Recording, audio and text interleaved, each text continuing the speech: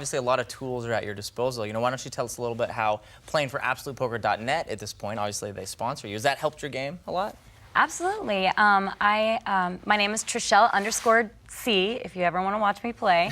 I play a lot of tournaments, and I actually did really well in one last night, so it for sure helps. I mean, I try to get as many hours as I can in playing online. Well, poker's kind of become a lot like reality TV these days. It's a kind of a reality show in the end. All these the six-person final tables. Yeah, the absolutely. You kind of rewrote the script on reality TV a little bit with the Real World Vegas. When you look back at it now, do you look back at it first of all? And when you do, are there things that you really, fondly look back on from your time in Vegas, and anything you're kind of going, I wish that didn't happen?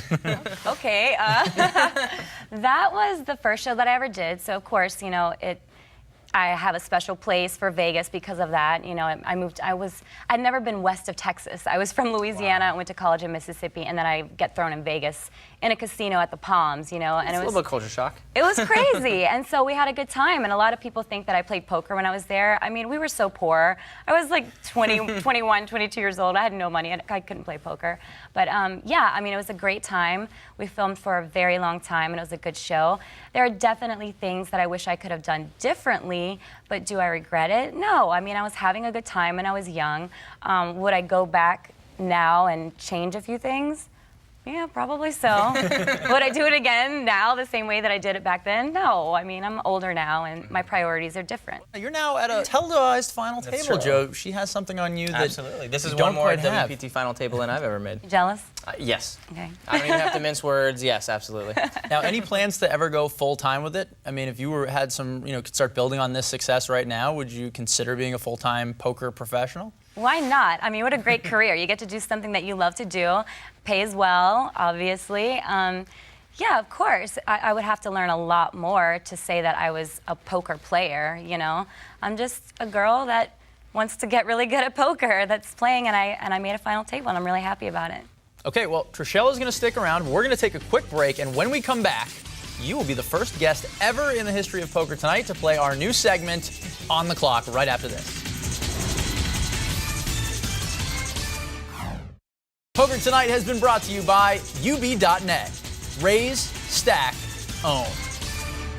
Welcome back to Poker2Nite. Scott Huff alongside Joe Sebok. Trishelle Canatella still in studio with us. And right now we'd like to introduce you and our audience at home to a new segment we call On the Clock. Here's how it works. You answer as many of our questions as you can in under 60 seconds. If you don't know the answer, you can just say fold and we'll move on to the next one. Whichever guest at the end of the season gets the most correct will win our On the Clock official championship trophy. Are you ready? I want that. Okay, yeah. All right, I'm ready. Floor, start the clock. What are the nuts? It's the best hand. All right, if you had to have a regular career or desk job, what would it be? Regular career. No specific career. Specifically. Playing poker, obviously. Not a regular career, go. Who is your favorite poker player? Joe Sebok. Oh, that is actually the right answer. Are you single or taken? Single. Sing the chorus to Poker Face. Pop, pop, pop, poker face, pop, pop, poker face. In Hold'em, if you flop 4 to a flush, what approximate % chance do you have of making your flush by the river? Oh, God, fold. What is 8 times 7? 56. Favorite city to go out in? Las Vegas or Los Angeles? Las Vegas. What is the capital of Norway? Oh. Oslo? Who won the 2009 WSOP main event? Phil Hellmuth. No. And what is your favorite color? Purple. All right, well, purple was right down to the wire. If there's a technicality at the end of the season, we'll have to work around it. Good job, Trishelle. You got 8 right, and we will see how that holds up at the end of the season. Thank you so much for being here. Thanks, you guys. It was fun. All right, well, now let's go to Dana Workman for our P2N online roundup. Thanks, Scott. Hope I don't have to go on the clock anytime soon. P2N Online takes a look at what's the latest buzz on blogs, forums, and social media in the poker world.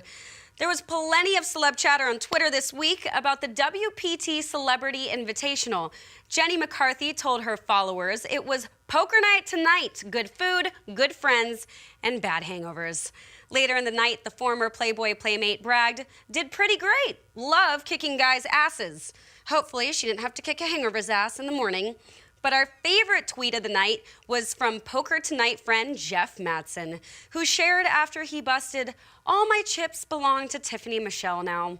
She won an amazing race. Pretty witty. Perhaps you should do more tweeting and less rapping, Jeff. Please? Hey, yo, man, oh my God, I'm rapping on my phone like I'm Prahlad. We're not gonna practice avoidance. I do hat tricks like your boy is the man. And speaking of witty, our favorite card-playing Twitter, Eric Seidel, continued to show he is funnier than most comedians, or at least funnier than Dane Cook. A few of his recent one-liners include, I think Sarah Palin's vocal cords were made by Toyota. And prediction, technology will be so advanced one day, Apple will shrink the iPad and people will use it as a cell phone. Finally, one of our favorite pros to follow is 11-time WSOP bracelet winner Phil Hellmuth. Phil let us know recently he was partying in Vegas with Slash after the new Elvis Cirque show, hanging out backstage at the T-Pain concert and playing poker with Christian Slater and Donnie Wahlberg. Oh, 1 second, let me pick up some names you dropped there, Phil. Finally, everyone was debating the NBC Heads Up Poker Championship field. My favorite comment came off Pokerati.com, where Kevin Mathers wondered why there was no Joe Sebok.